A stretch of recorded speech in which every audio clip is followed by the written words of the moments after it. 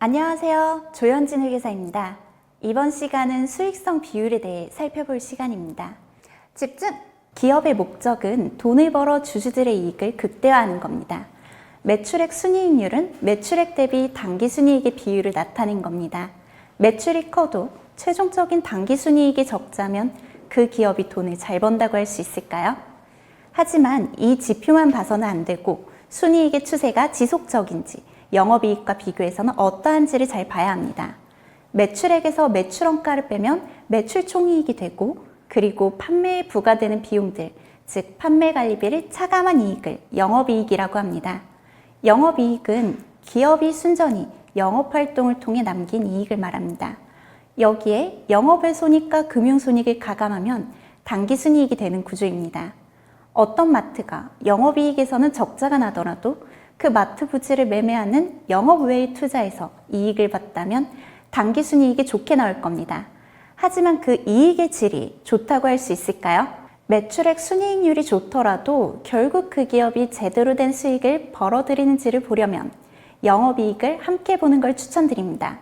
이익의 질, 즉 결이 다릅니다. 예를 들어 CS윈드의 2018년부터 2020년까지 매출액 순이익률을 보시죠. 매출액 순이익률은 2018년 마이너스 3%, 2019년 1.88%, 2020년 2.77%입니다. 매출액 영업이익률은 마이너스 1%, 7.07%, 6.7%로 점점 좋아지고 있습니다. 유상증자 및 무상증자 이벤트가 있긴 했지만 주가가 계속해서 오른 것을 확인할 수 있습니다. 손익계산서의 매출액 대비 순이익을 봤으면 투자금 대비 이익률도 같이 봐야겠죠. 총 자산 이익률은 어떤 개념에서 접근하면 되냐면 100억 건물에서 임대료로 5억이 나오는 것과 50억 건물에서 임대료로 5억이 나오는 걸 같은 선상에서 볼 수 있을까요? 세계적인 투자자 워렌 버핏도 관심 가는 기업을 선정했으면 자기 자본 이익률과 총자산 이익률을 검토하라고 했습니다. 총자산 이익률 ROA는 Return on Asset으로 당기순이익을 총자산으로 나눈 값에 100을 곱해 %로 나타낸 것입니다. Asset은 부채와 자기 자본을 포함한 총자산을 의미합니다. 보통은 기초의 총자산을 이용하죠. 순이익은 기중의 숫자, 분모가 되는 총자산은 기초에 투자된 자산을 의미합니다. 2021년에 ROA를 구하고 있으면 당기순이익은 2021년, 자산 총계의 기준은 2020년 말 금액을 사용하면 됩니다. 보통 자산의 변화가 급격하다면 평균치를 사용할 수도 있습니다. 부채 비율과 마찬가지로 산업군별로 보유하고 있는, 투자하고 있는 자산들의 비중이 달라 동종업계의 회사들과 비교해야 합니다. 그리고 산업들의 특성을 고려해야 합니다. 대규모 투자가 필요한 정유화학 업체와 소매업을 그대로 비교할 수는 없겠죠. 매출액 순이익률을 봤던 CS윈드는 풍력 발전 설비 및 제조업을 영위해서 기본적으로 투자된 자산이 큽니다. 그에 비해 신세계 INC는 2018년 ROA 11%, 2019년 ROA 3.6%, 2020년은 24%로 IT 비즈니스의 특성상 투자된 자본은 많지 않아 ROA가 높은 걸 확인할 수 있죠.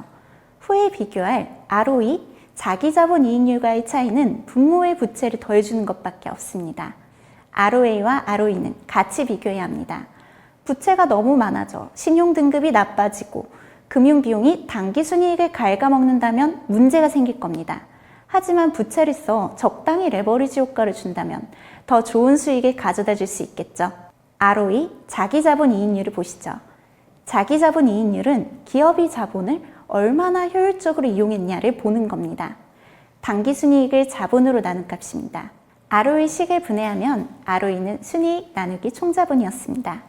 순이익 나누기 총매출액 곱하기 총매출액을 분자로 해서 나누기 총자산, 그리고 총자산 나누기 총자본을 곱하면 결국 이걸 해석하면 매출액 순이익률에 자산 회전율 그리고 레버리지 조정을 고려한 겁니다.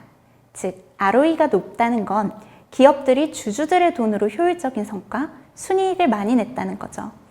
ROE가 최소한 은행금리보다는 높아야 주식을 살 가치가 있습니다. 시장금리보다 낮은 회사를 투자하느니 확정적인 이자를 받을 수 있는 은행에 예금하는 편이 나으니까요.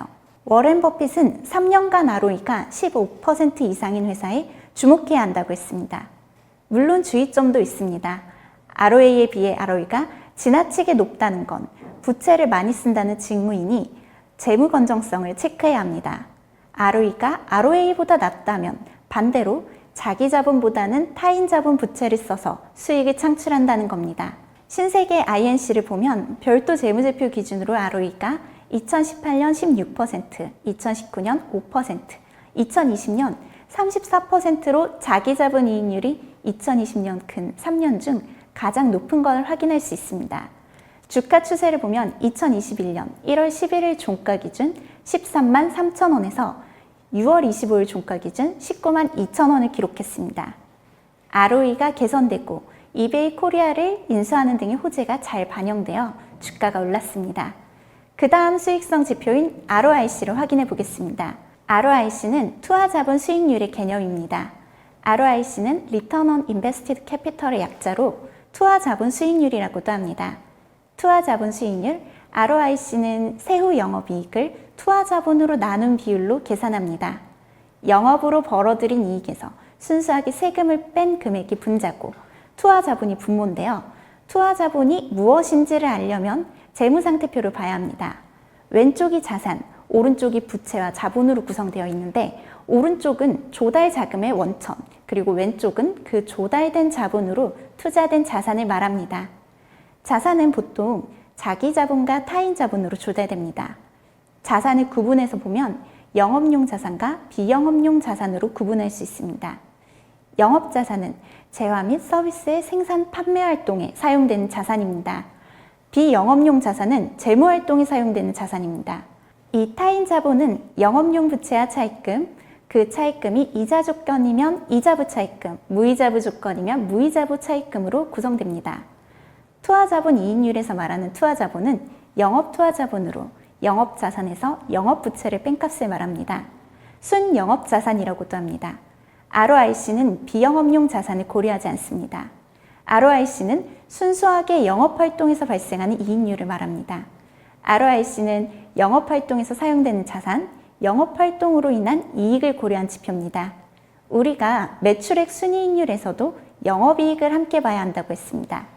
그만큼 이익의 결이 중요합니다.